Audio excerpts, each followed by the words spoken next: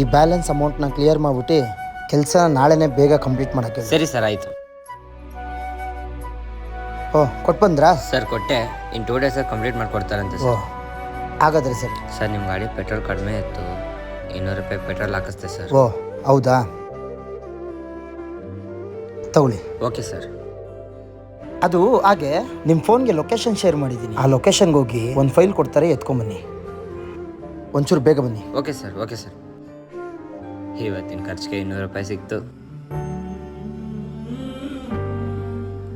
Excuse me sir, ಫೈಲಲ್ಲಿ ಸ್ವಲ್ಪ corrections ಇದೆಯಂತೆ, ನಾಳೆ ಬಂದು ಅವರೇ ಕೊಡ್ತಾರಂತೆ.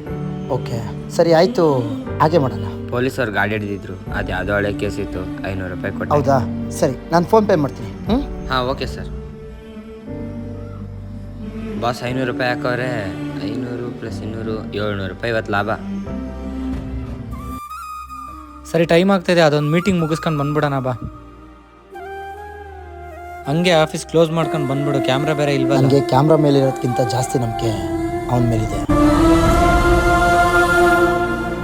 ಬಾ ಹೋಗೋಣ.